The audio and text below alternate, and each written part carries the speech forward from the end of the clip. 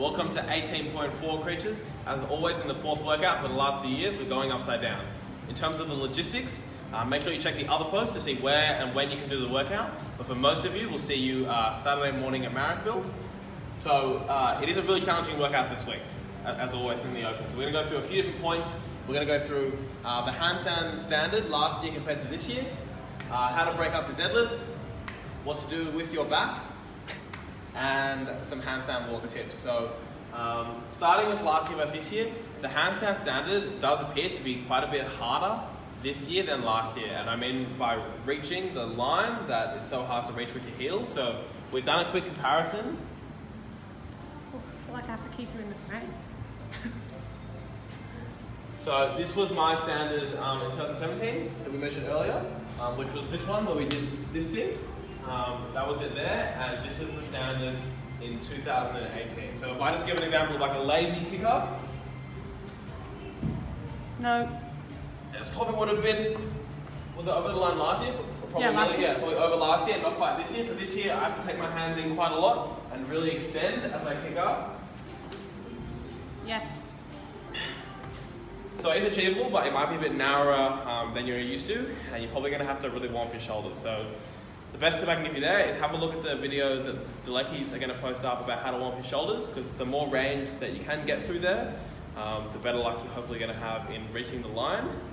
The only thing I would say is like, hey, it's harder than last year, so you're probably going to need to break it up into smaller sets than you did the year before to avoid getting those no reps. Okay, cool. That's the handstands, and also obviously, so the last one is to make sure you pull your toes down. I'll give you a quick demonstration. No. Yes. No. Yes. I thought you So maybe honestly even warm up your ankles as well, and make sure you do some ankle stretching, getting your knee way over your toe, because that will make it easy to get your heel over the line. Let's head back. Cool, the next one is how to break up the deadlift. So I think this is really important, and you saw it on the live show. Because in this workout, the deadlifts come again and heavier, then you really want to break them up. Because the handstand push-ups, they don't come again. Handstand walks are really different to push-ups. Whereas the deadlifts, they come again and they're way heavier. So you really need to save your deadlifts. Even if it's a really lightweight for you, you still need to save them. Having said that, I think doing them one at a time is also harder than doing touch and go sets, because you do get a bit of like bounce off the floor and a bit of stretch reflex from your muscles. So you don't want to go too small that you're doing too many single reps at the start, but not too many big sets that you blow yourself out. So I think a strategy of doing somewhere between 3 to 6 or 7 reps is kind of where everyone's going to fall, and then the difference can be in how long you rest between those sets. So pick a number between probably 3 and 7 for your sets of deadlifts, and then pick an appropriate rest. But I think that's going to be the strategy, particularly if you want to try and do that second heavier bar. So break up those deadlifts. In terms of your back, people often get sore in their back from the deadlift workout in the open. What I really recommend is don't try and do like some epic, awesome, long back stretches before the workout to like avoid hurting your back. I would just stick with whatever you normally do in training to get ready for some deadlifts. Anything out of the ordinary is just a bigger risk than you need to take. So don't do any special warm-ups or like cat camels or anything crazy you don't normally do. I would just recommend getting really warm. So like fully drenched in sweat before you start.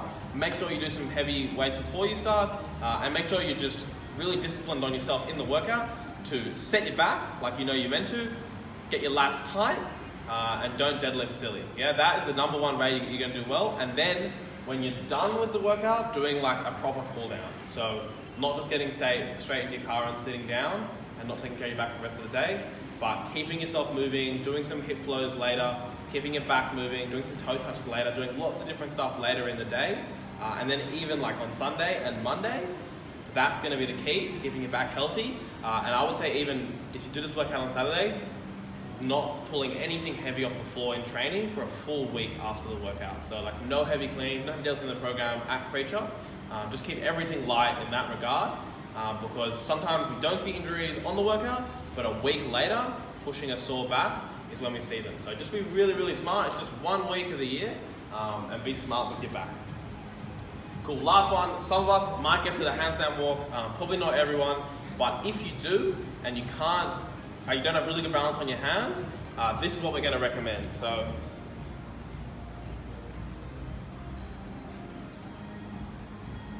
this is 1.5 meters from this line. From here to here. Oh, cool. Yeah, so from line to line, we did have it set up organized. I forgot, just go a little bit to the side.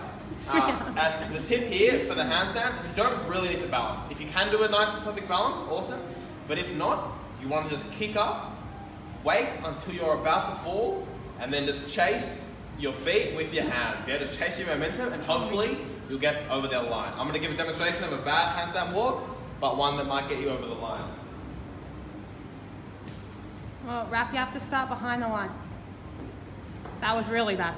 Oh yeah, I'm gonna start behind line. But that's what I mean. So just wait until you get a fall and then chase with your hands. Can you do one more? Yep, let's do one more, but starting behind the line. Watch out for the plate and then... Oh, good. Yeah. Chase. And you just gotta hope that you get that. Cool, so if you're not the best at handstand walks, that's the recommendation to do it. Kick up, let your feet hang. When you're gonna fall, chase for all hell with your hands, and hopefully you get there. So just to recap, watch the Deleki's video on how to warm up your shoulders, because the handstand standard is much harder this year than last year. Break up your deadlifts into really small sets, 3 to 7 for everybody. Warm up properly with your back, cool down properly with your back, and deadlift how you're meant to deadlift. And if it's your first time handstand walking, you don't need to do a perfect handstand walk. You just need to let your feet hang over your hands, chase them, and hopefully get 1.5 meters, and then you can come back down. Good luck, creatures. One more week after this.